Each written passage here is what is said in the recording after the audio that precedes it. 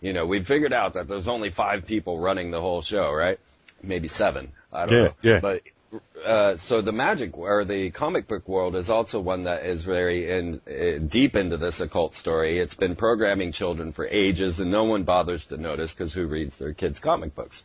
But in the age of 2000, when they instituted the Age of Horus, and the reason I'll tell you is at the Y2K celebration, Bill Clinton stands before this audience, says, "Our children are ready. It is a rising sun."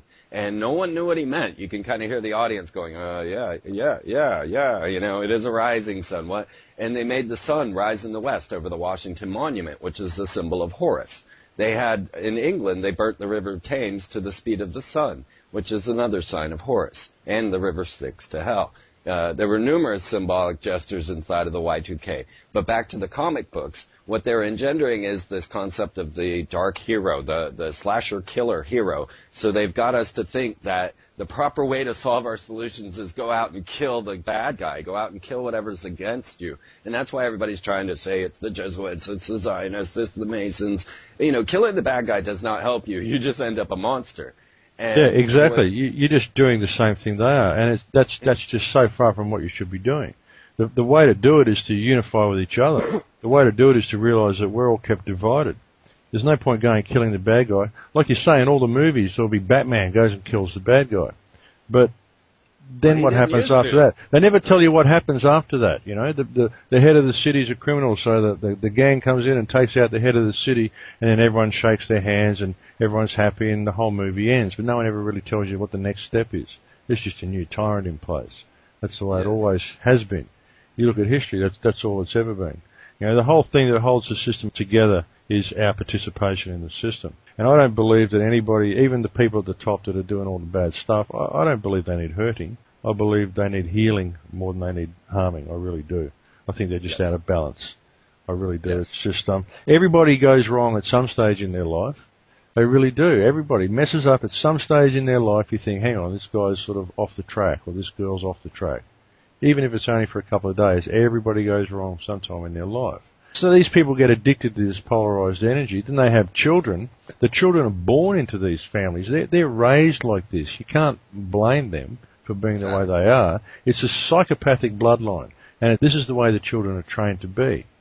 So I don't judge any of them for being the way they are. I pity them for being the way they are. And I believe they need healing. And I believe we can stop participating in the system anytime we want by just connecting with each other and starting to help each other and realizing that we're all connected and that we just don't have to do all of this stuff that they're making us do. It's absolutely absurd. It is. It's truly magic. It's truly magic, Freeman. They just write these rules on a piece of paper and everyone goes along with it. It's bizarre. You know, we just all think we have to, but we don't. They're just people. Why do we have to do any of this? Exactly. And the problem is that no one sees the solution, and some of those solutions that are being offered are new, rigid type of logical controls, such as the Venus Project, or, you know, as if this would help anything, as if our structure would change. The structure changes outside when we change inside, right? Yeah, very much. Well, I mean, things like the Venus Project, sure, I mean, these ideas need to be explored, but what's needed before anything is a change in consciousness, a revolution in consciousness, an evolution in consciousness. So here's the trouble. Synchronicity is not something that can be proven at all because it's a personal thing. It's something that you can only personally see for yourself, that this was the perfect moment for you. And the goosebumps and the excitement that perfect moment, the inspiration, the divine bliss, all of it that perfect moment gives you, drives you forward to your next divine moment of miraculous event. And this is something that I've really tried to carry throughout every single one of my shows, because it has been my entire life that I have just followed synchronistic event to synchronistic event. But of course you can't just tell somebody how perfect. I mean, if I wrote it down as a movie, it would be boring because everything just works out. But this is not the way we're conditioned to think the world works. So everyone's afraid to go out their door. And as you watch all the Hollywood, I saw just last night, I went over to a friend's house. I don't have TV. And I see at the bottom of the screen, it says positively entertaining. And it's a CSI, deep, dark, satanic ritual abuse, girl being attacked, you know, nearly beaten, and as much as they can do on public television. And at the bottom, positively entertaining, as if it were either positive or entertaining. And I'm just like, my God, I can't believe people just, the continued trauma-based mind control. And the only solution absolutely is safety. That's the only cure to trauma-based mind control. And also we go through all of the stages of grief as we become to realize that the world we thought was existent around us isn't. That everything we thought that functioned isn't, and that it could be just swiped away at any moment. This brings serious trauma, and people go through the stages of grief that they would if they were dying. So you'll see people go through denial, through anger, through fear, and then finally into acceptance. And that's the moment where you just give it all up. I quit working 10 years ago, Max, 1999, as I saw the Y2K celebration unfolding, as I saw the New World Order forming, as they were trying to cap the Great Pyramid with gold. I said, I'm done. And I walked away. And I've never gone back. I've never filed an application for registration. I have not done a single thing since that moment. And I have lived this happy, wonderful life that's provided me everything without taking from anyone.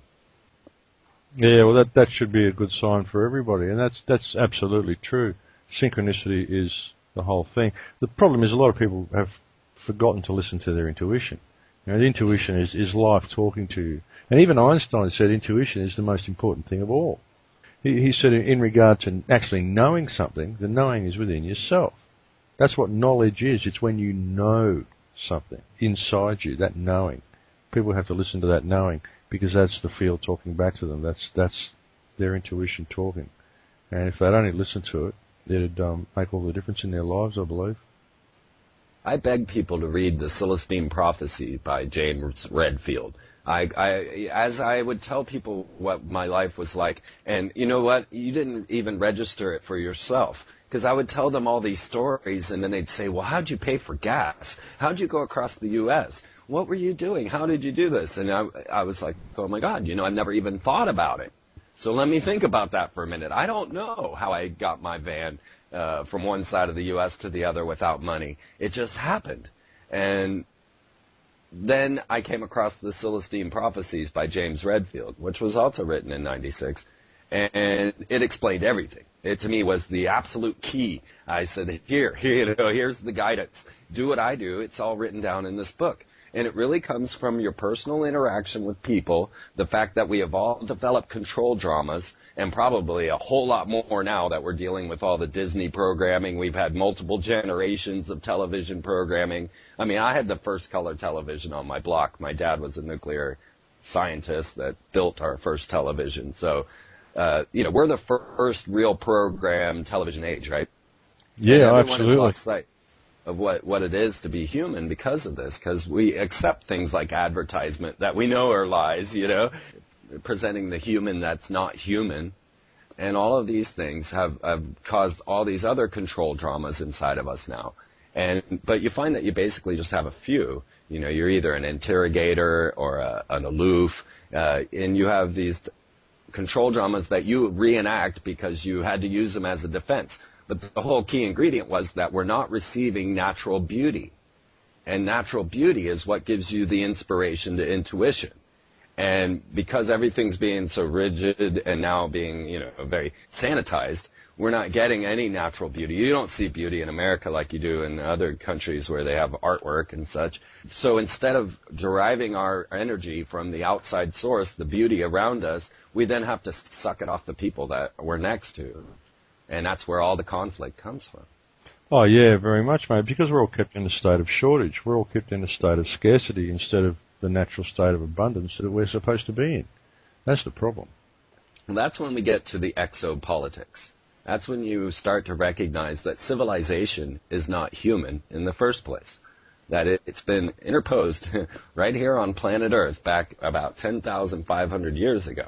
Now, there have been human civilizations, as far as I can tell, on this planet for at least 200,000 years, using works such as Michael Cremo and Forbidden Archaeology.